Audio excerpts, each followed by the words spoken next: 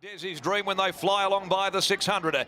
Northridge back on the inside, losing some ground. A length and a half to Red Aura, saved up, patiently ridden, and Django next to last. 400 metres to go in the Grandstand Cup, and Great Shot will be the first to come around the home corner. Noski, though, not letting him out of her sights here on the favourite, Man Booker, who cruised up to him. It's Man Booker, Great Shot, 2 lengths behind them. Red Aura starting to get home well with young Lionel. Man Booker had hit the front. Great Shot digs in at the 100 metres. Man Booker the outside, though, a neck clear from Great Shot, then Red Aura Dark Musket, but he does it again.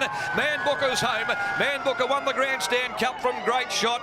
In behind them, either Red Aura Dark Musket, Northridge down on the rail. It's a camera for third, and they were followed by Desi's Dream. Then came on pulling up young Lionel, a gap to Django, and dropping out to finish back there last of all, Socially Unique. Man Booker, unbeaten in this campaign, 59 kilos on his back, and the pace was a little topsy-turvy in the early part of it too.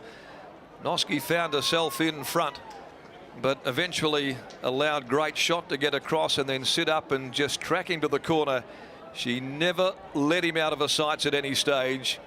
Red Aura, stablemate of Man Booker, on the outside with Northridge Dark Musket the middle in a photo result for third placing. But there's no stopping Man Booker. There'll be no stopping the 23 lady owners involved in him either. And they're gathering en masse once again down there after celebrating yet another victory. Back to the scene of his Guineas win as a 3-year-old. Man Booker on that occasion gave Jerry Noski the title of being the first ever female to boot home the historic Guineas winner in WA. And since then it's been a bit of a bumpy ride until this campaign, where he's been back to his absolute superb best. The son of Discorsi out of Marine, trained by Danny Morton, has just won his 8th race. Another black type success from 14 runs, and the victory here takes his prize earnings up towards $670,000. Man Booker takes it out, waiting on second and third numbers. Great Shot will be second. I fancied that Red Aura had grabbed third over on the outside. Noski, though, went to work, hard hands and heels. Staples was riding with plenty of gusto on Great Shot, who tried valiantly to rally, but again Man Booker proves to be its Achilles heel. Raced by the Emporium Syndicate, managed by Carol Morton, Ms. L. Black, D. Pratt, P. Langford, Ms. L. Allen, R. Stanley, Madams D. MacArthur and M. McGilvray, R. Punavendran, Vicky Knott, J. Morrissey, Mrs. S. Hewitt, J. Gornell, C. Nile, S. Wishart, Ms. N. Bennett, Ms. D. Rodder, Ms. F. Teakle and Madams T. and M. Clayton. Jerry Noski aboard, and what a relationship she's had with Man Booker. Great Shot second home by Magnus from Satin Covers for Dr. Frank and Mrs. May Edwards, trained by Reese Radford, ridden by Craig Staples. And Red Aura third home, the Jew Sasso Fryer Trier Gelding. Well, that's still yet to be confirmed on the semaphore board at the moment. Red Aura, owned by D. Cooper, Gray Williamson, Mick O'Brien, M. Hendricks, M. Abercrombie and P. Price, trained by Danny Morton, ridden by Chris Parnham.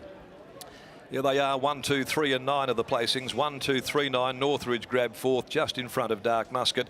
1:30.63 there the time. 35.01 the last 600. Race 6 today, the Amelia Park Lodge handicaps at 3:35. There are no changes. Let's go down there to the yard. A very excited group of owners once again. They bring so much here to the racecourse. It's a bevy of beauties that are involved in the ownership of Man Booker, and they just relish the moment as he continues on his winning way. The man behind him is Danny Morton, and he's with Adam. It didn't matter which Dan Morton horse won. There was going to be some yells from the stand. It was the 23 lady owners that managed to get the job done. This horse has been sensational in this prep, Dan.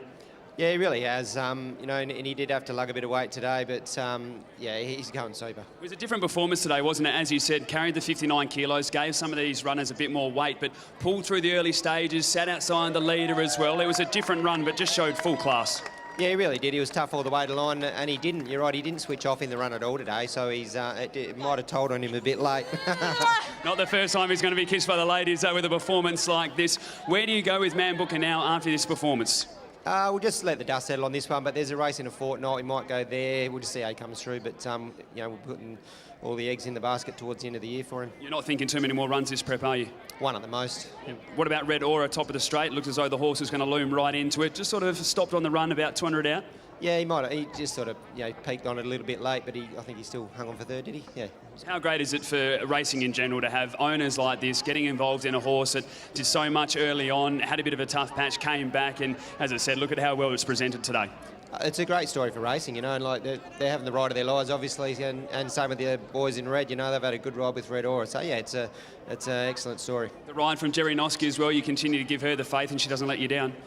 She's cool in a crisis, Jerry, all the time, and she was smart then. She just pressured that horse a little bit early, and it was probably the telling move. Well done, mate. Congratulations. Thanks, Chip. There's Dan Morton. We'll grab her, Jerry Noski as well now while she just decides to run off. She'll be swarmed by some owners shortly, but another good performance by her, getting the job done and making it now for 4 wins at this prep. You can add the Classic, the Pinjarra Classic, the Bunbury Stakes, and now the Grandstand Cup to it. Jerry, you were still pretty confident even though you had to carry the 59 today.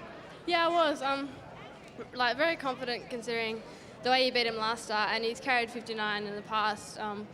It didn't worry him too much, but the fact that he just never switched off worried me a little bit more. That's what we were just speaking about with Dan there. It was a different man booker out there today, wasn't it? Pulled through those early stages, didn't relax, so it's a tremendous performance to hold on. It is. The fact that none of them jumped in front of him and he never got cover. He was in the breeze and he just thought it was go time the whole way.